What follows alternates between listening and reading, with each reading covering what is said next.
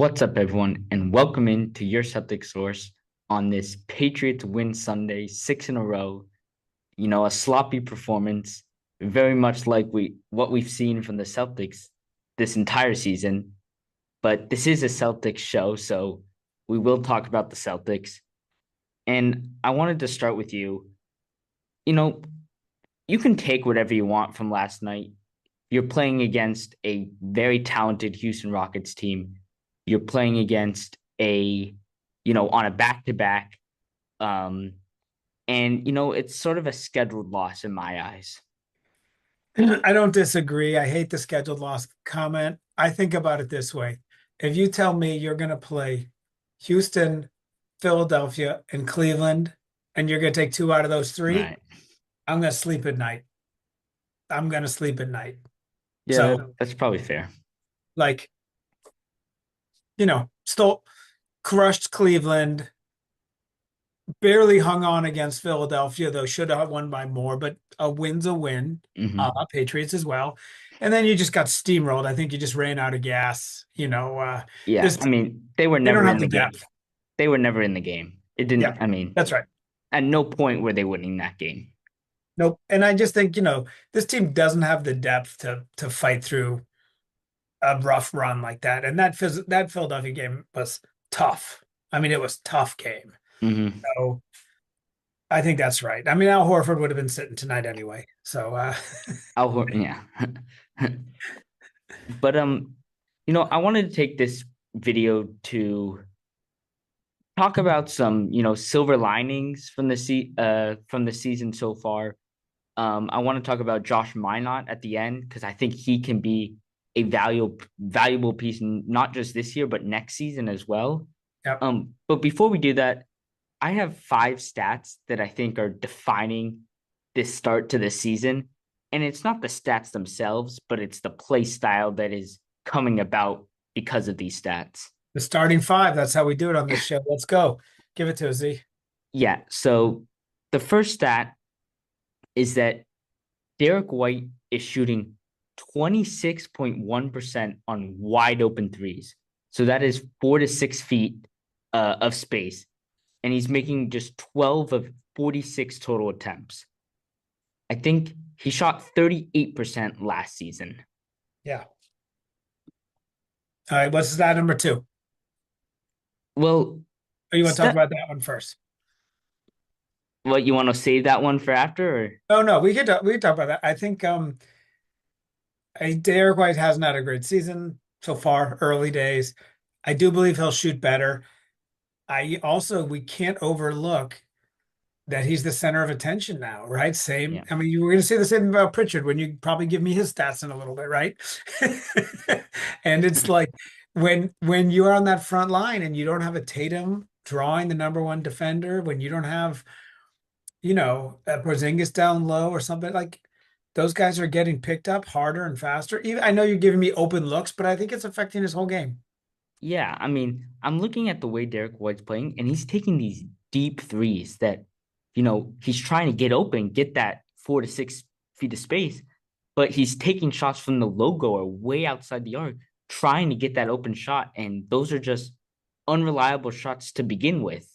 And then, when he's dribbling around, he's getting guarded by first or second best defender. And it's, you know, affecting any shot he takes. And I Yeah. don't think that's going to go away. I don't Uh, think so either. I don't think so. I would like to, though, you talked about deep threes for 1 second. I'm going to make a little bit of a segue. Can we just talk about that three ball that Jaylen Brown hit from the L in Phila? oh, yeah. I mean, I knew you that were. was Philly. And then, I mean, Simons had a similar one in the Rockets game last night, looking like prime Damian Lillard out there. I wonder where he got it from. I know, but Jaylen Brown just pulled up and dropped it from 62 feet. And it was like, whoa.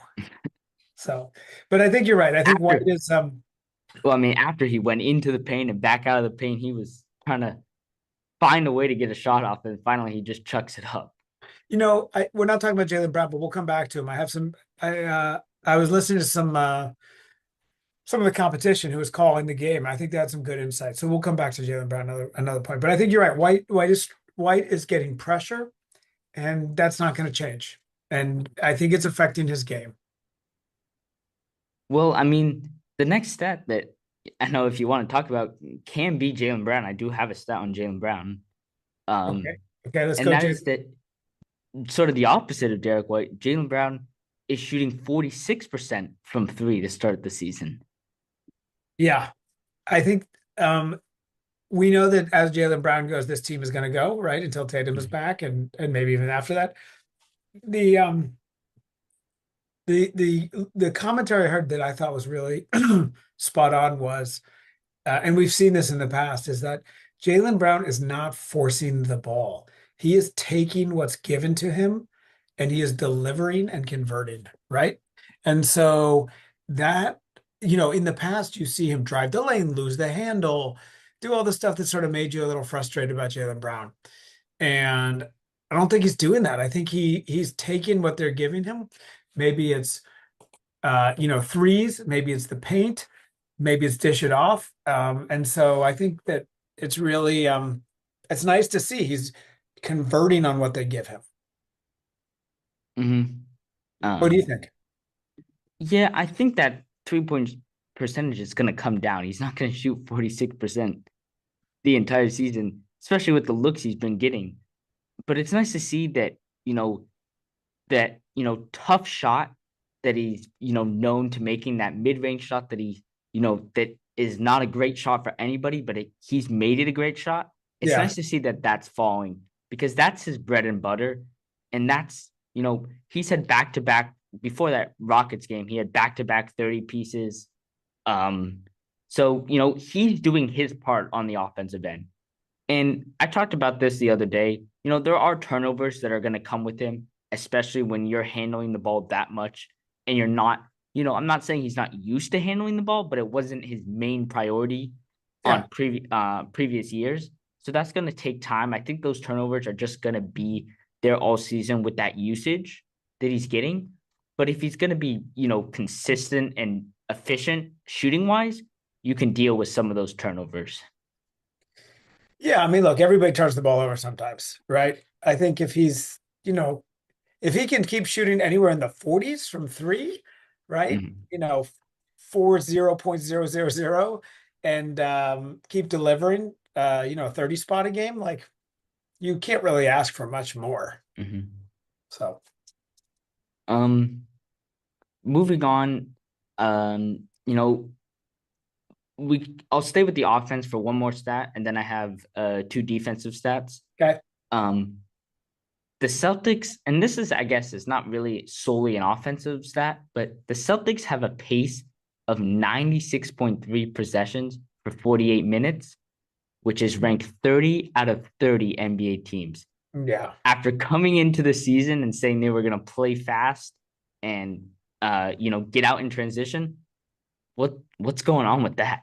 It's a good question because it does feel like, I'm gonna sort of ignore the game last night where Sure. they just got the floor mopped with them, which is fun. But it does feel like against the Cavs, against Philadelphia, it does feel like they're playing faster and running more. Right. The numbers go against the eye test. Well, yeah, that's a good comment. I don't know. We're gonna have to watch that. What do you think? I just think, the teams that they've been playing, actually, you know what I think it is? I think it's the extra possession and offensive rebounds, you know, that are changing up the way that the stats are being counted and possessions are being counted. Whereas, you know, they might be getting out quickly, but if you're giving up an offensive rebound or you're getting a rebound, that changes up, whether they count that, Yeah, that's a right? Because good rebounding point. has been a huge problem for this team. So, Yeah, yeah, that's interesting. We'll have to keep an eye on that. They do want to play fast. Um, I'm not sure it feels like a fast team to me though. Like, not that you don't have guys who can play in transition a lot, but like they seem a lot more. I mean, it's hard to break from the methodical swing the ball 13 times to the open man for the shot to run the court and crash the glass and then get Yeah. back and hustle. This is a And, very different style. and I know we don't want to, count the Rockets game in here, but the Rockets shot like 70% from three or something like if you're always picking the ball out of the basket, yeah, there's no transition. Yeah, I mean, exactly. right? There were no like we could I give the credit Celtic I give credit to the Celtics for not giving up many offensive rebounds last night because there were no offensive rebounds to give up. The Yeah, ball was in the basket on every possession. yeah. It was it was tough to watch. But you know what? It's we know those games are going to happen. So it's like, okay, we know we're not better than Houston. Doesn't mean we can't beat them in a game or two, but like, I mean, we shouldn't be better than the Cavs either, and we absolutely blew them out. Although they're missing guys too. yeah. Yeah. I mean, I really like the Philadelphia matchup where you should have won the opening game and you blew it and got punched in the mouth and then you came back and won. I like that. Well, it's sort of the opposite actually. It was, in the Philly game, you're up big, and then you get, they come back and they win. No, I mean the first Philadelphia game. Like you should have Yeah, won that that's what I'm game. saying. You're up Yeah. big or you're up, and then Philadelphia comes back. You And let them then this take it. game, you're actually down a little bit, and then you come back. Or I guess you're not down, but they come back, but then you're able to hold them on. Although, Yeah, yeah. I mean, you were up the whole game. You yeah, never weren't leading, but you were up by 24, and then all of a sudden you were tied or whatever. You're never so. it's an interesting scenario here for Joe Mazzulla. He has to decide right now on whether he puts offensive guys on the court who can't really play defense or defensive guys on the court who can't really play offense. Um, and I mean, this is where Josh Minott comes into play, where we'll talk about him in just a second. yeah, But on that possession against Philadelphia, that to end the game, he puts all these defensive guys in and give Celtics credit. Philly didn't score, so they yeah. did their job. But then you can't even get the ball over half court because the offensive That limitations was that that those was guys rough. have. Yeah, I agree. I want to get to Josh Minott because I'm gonna tell you he's my number one secret surprise of the year for me. Like if you pick one player who, you didn't think you were gonna like love when he's on the court, that's the guy I Mhm. didn't see it coming. I thought, maybe Gonzalez, maybe, Simons, I wasn't sure, but nope. I love when Minot's out there. Not that he's a perfect player by any means, but I just feel like he hustles. He's dynamic. Well, there's a lot of guys on this team that are seeming to hustle and play with effort, but at what cost to the execution does that matter? I mean, Josh Minott, when he's knocking down a couple threes, and on the defensive end, he's able to guard the best player and contest shots at the rim because Kada, he's had his limitations and his, flaws this season for sure. And there have been moments where Joe Mazzulla decides to take Kada out of the game and play with a small ball lineup with a Minot as maybe not your center, but as one of your bigger guys on the court. And Yeah. you need him to block shots or at least contest shots because just because you take your guy out doesn't mean the other team's taking out their center. Yeah, and he is though. He Right. is. He's getting blocks, he's contesting. So he's my joyful surprise of the season so far. Yeah, I wonder what role he can play on, a team where, let's say next year they're able to, or maybe not next year, but in the upcoming years, they're able to restock with shooters and playmakers and centers. Where does he fit into that? Like what position and what like Yeah, I don't have an answer for that. We're just trying to get through today. We got a show to do today. But my question is actually a little different. Let's just say Tatum comes back tomorrow. Okay. Who's your starting five? Tatum Brown. Um, you know what? Here's what I want to do. Listen to this. Tatum, Brown, White Pritchard, and Minot, with Tatum playing your five. And no Kata. Or maybe you go, I'm trying to think of See, that three, think four, about five. this. What about this? Tatum, Brown.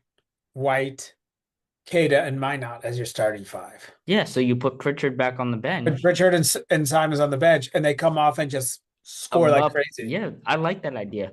Um, I we talked about this the on our last show, but the thing you're missing most from Tatum, it's just his ability to guard everyone on the court. It's not actually his offense right now that you're missing.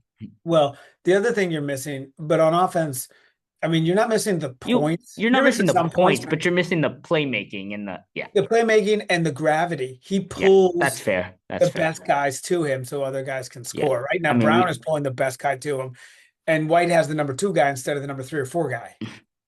right. I mean, yeah, So, I mean White is definitely feeling the absence of Tatum right now. right, which he's up for it, not a problem. But like, I you know, mean, right now it's a problem. hey, you know what? We thought this. What was the under over on this team for the season? 40 and a half. We're right at 500, 7 games in. So, we're right. You're right where you thought you would be so far. Like, let's look at 20 games Yeah. and let's see if we can be 11 and 9. Could we Right. steal 12 and 8, right? Like, Hey, and we got a couple games that are, must wins. Jazz Monday night. I mean, you gotta win that game. You gotta yeah, win. you got to win that game. Yeah. This is what I'm talking about. There's no margin for error to lose the games you Mhm. got to win. That's right. Yeah. Um, Josh Minott, we were talking about him. He is a plus 22 for 100 possessions. So that's not his overall net rating. That's Right. every game, right? Because the Celtics average about, what did I say they averaged in the beginning? 96, something. 96 possessions. So Yeah. almost 100 possessions per game. So he, on every night, is almost not quite a plus 22 when he's on the court. Well, In a that's not, game, I mean, don't you have to actually look? I'm going to look up what his actual plus minus is. well, no, it's done by 100 possessions. Yeah, but like I'm curious what his plus minus was in the last couple games. Yeah, I Like, think you know what I mean? Like, you have to go to the game logs and look at his. I know. I wonder if they do the. No, they don't. That's yeah. Yeah. But I don't. I mean, it doesn't really matter. The point I'm trying to make is on nights where you're not the team overall is not coming away with results, he is still a net positive or a silver lining from that game. For sure. For sure. I mean, he's a legitimate player. He's the guy we knew I mean, he's a he's an NBA player, right? We know that, right? But I don't think we expected what we've gotten so far, right? Outperforming. Sort of like Luke Cornett last season. Like, you knew Luke was good and solid, and then he outperformed. Yes, but Luke Cornett played in for the Celtics last season No, or I the know. I'm season just saying before. people that are Right. like Pritchard. Again, you knew Pritchard was going to be a great sixth guy off the bench. You Yeah, didn't know he was going to be six man of the year. So fair. who's somebody who is overperforming expectations? Right. He's one of them. Like, Right. I'd say Anthony Simons is actually delivering expectations. I don't think Not, he's. Yeah, he's not. he's not He's not. overperforming. But he's also not underperforming. I think No, he's delivering. You're right. He's right where specifically you. on the defensive end, I think he's held up to a his fair share of defensive work that he needs to perform on Yeah, every night. yeah, Um, was oh yeah, Minot. I was saying Luke Cornett, right? Luke Cornett played last year. Minot apparently like barely touched the court. Like you didn't even see him yeah. last season or in other years for Minnesota. So it's surprising how he's able. I guess that just shows the sheer talent in the NBA that anybody can put the ball in the basket. Well, At this is the thing we always talk about. We talk about the last guy on the bench on the last team, 12th guy, and like that guy stinks. He's better than every other basketball player on the planet, hmm right? The last guy in the NBA is that much better than anyone in the G League, anyone, like it's just amazing, like the talent gap. So, um, I'll tell you the other guy that is, he's showing flashes and streaks of greatness, though a few mistakes here and there. Young player out of España. hmm I know hmm you have some thoughts. Talk to me about Hugo Gonzalez. Ugo, Hugo, Ugo, Ugo, Ugo. Hugo, Um, Ugo. I mean, right now, I really want him playing 15, 20 minutes a night, just because you know if he's going to be making. Same with Minot. They're very similar players in the sense that I think Minot's actually a better 3-point shooter, although Joe Mazzulla tries to make every player a 3-point shooter, whether you shoot threes or not. If you want to play, you're shooting threes. Kata, did you see yesterday? Kata attempted a 3-pointer. I did not see that. I know they leave him alone on the perimeter mostly. They did. He didn't miss by much. It did hit front rim, but and it didn't hit front rim and go up. It hit Yep, front rim and went right went back down. to him. Oh yeah. I mean, but it's that's not, the truth is though, Hey, if he could hit, okay, I was gonna say 1 out of 3. That makes him a 33% three throw shooter. That's probably not fair. 1 out of 4 threes, right? If he could hit a three a game, it does change it a little bit, right? You well, gotta if he you can gotta hit take a the step three, towards. but he's not taking 12 shots to get to his No, three. right. I mean, let's say, what if he shot 25% from three? Like all of a sudden, like it's not good, but like when he's on the rim, you maybe Maybe one more step toward him, right? You're right, or just maybe you pulling. open up other Yeah, guys by yeah, his gravity of being a quote yeah, unquote 3-point shooter. right. I mean, I mean, speaking of other crazy, hey, Embiid has a pretty good 3-point shooter, actually. yes, but he's always taking threes like Yes, that. true, Yeah. true. Give him credit. His shot looks better than Derrick White right now. I'll tell you that. It Derrick does. White Although has some bad air balls. I will be shocked if okay, get sample size of one, or two, but Embiid does not look good on the court. I mean, Yeah, he I does, agree. he's so slow. And he found his rhythm a little bit better in that second game going Yeah. against Kada. Yeah. But But he's really, yeah. he's slow. Hmm. His knees just must really be bad because a bunch of years ago before they really started, like he was just fierce, right? He was quick. I mean, quick for a big guy, but like he made quick moves. He could, Hmm. he And was he on was, the rim. yeah, And now he's like, there's 11 guys at one end of the court. And then like in the picture he comes, it's yeah. like, I really think he has to become like a Jokic type player who can post up a lot more. who can make passive for others and have good on court vision, but That's a is good not always call. not trying to score. That's a good call. It's going to be hard though, right? Changing your Yeah, style is like, yeah, this is what got me to be one of the best in the NBA. And now like right. I got to be somebody different. I And don't want to do that, even if I now have if you to, become Jokic, you Yeah, become the best player in the NBA. But true. All but right, let's keep moving. What else you got on your yeah, list here? I really got nothing else. I think you know we talked about Minot, we talked about Gonzalez, Shireman. I thought he, despite the blowout loss, I feel like he had his best performance for sure of the season. But he, maybe has proven to Joe Mazzulla after last night's game that he can have some sort of role on this team, right? I think he scored 17 points in 22 minutes or something like that. I think he made 4 or 5 threes. Right. And it's just a confidence thing with him right now. If he's going to be, out there and he's, losing track of the ball and he's just sitting in the corner and missing threes, yeah, he's going to be at the end of the bench and not play. But Yeah. he is a first round draft pick. He's someone that, you know, you have at least another year with him.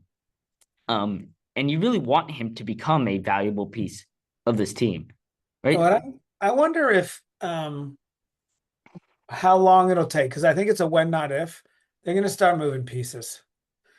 Jordan Walsh, they're going to move Jordan Walsh. He doesn't get on the court, right? I think they're going to start cycling guys with potential or talent that are just too far down in the depth piece. That maybe, coming up on a contract or something, right? And, maybe get some more, start amassing some second rounds or, getting farther under the apron or I bet they're like, I bet Brad Stevens is 10 games away from starting to move guys. Think so? Really? That quickly? Well, 10 games away gets you 17 games. It's a quarter of the season, Yeah. right? Um, what what do you think of Joe Mazzulla, mixing up the lineup? or the starting lineup at least every game. Um, I Like think it's matchup based, but I think it's a little bit of hockey mhm, style here, which is mhm, not the whole line substitution, but as you know, as a hockey fan, you have to experiment a lot with the lines to find the winning combinations of guys that really play well together. I think that's mhm, what he's doing. He's looking for that sort of magic starting five, or two sets of starting five guys, three or four the same or something. mhm. And so you know, I love this experimenting. So You know what it looks like, or yeah, it looks like, he'll start, one or two guys, and if they do well, they'll start again the next night. If they don't, he'll cycle them out and put two new starting guys in, and he's just waiting for two guys to have back to back, you know, good games so that he can keep that lineup. Because I think Joe Mazzulla wants to stay with one lineup because I think that's just better for everyone, right? If you have a go-to lineup. yeah, yeah. I think that's right. I mean, I wouldn't be surprised if he was cycling the fifth guy in and out a little bit. But I'm okay with it. I mean, he's trying to find the rhythm, so I'm okay with it. Anything else here before we wrap it up? No, I think after an 0-3 start, I'm feeling okay. How are you feeling? Yeah, I agree. I think you look at the schedule ahead, you mark, the ones that are, you know, almost definite losses on the season. And if you get a couple of them, that's a bonus, right? And then you look at the games where, you just have to win. Yeah. Game like Monday night, especially, right? You just got to take advantage of these opportunities that you have. Yeah. Um, And you play the White Sox, you got to win. yeah, and I just think if this season does go south, I think the best thing to do is to just look at the silver linings, the positives from every game, and try and see if you can string together, you know, games where role players are having good performances and something that you can build on for the upcoming seasons. If the Celtics are in the playoff contention, yeah, you're gonna react to every game in the ups and downs of the season. But if they're not, what's the point of reacting to a win or a loss here or there? Just Yeah, react to the player performances, not the overall outcome. I think that's right. That's And just my take on the season. I think that's right. I think this team, what we've seen so far, I think they can be the sixth seed. I really do. I don't Yeah, know I that they mean will. I think that's a reasonable. It's a that's the reasonable play, that's the ceiling, I think. probably. I mean, I don't know. It just seems like there are some teams that are like the Bulls right now. They're 4-0. We thought they were going to be a perennial all-star or perennial playing team for Yeah. the rest of the NBA. I mean, Heat are playing great, right? Heat are playing well. The Knicks are, have a losing record like the Celtics. So, But you know that they've got talent, so right. you assume them to right the ship. No, I agree. I think the sixth seed's your goal. Hmm. I agree. But All right. yeah, we'll wrap it up here. Follow on social media. We will be back tomorrow night after the Jazz game. Make sure that you listen to this podcast wherever you get your podcast, Amazon, Apple, Spotify. And until next time, go C's. Go C's. Brown lets it fly. Bottom, a three. From behind, knocking it away. Tatum passes in. Richard got it back inside. And one.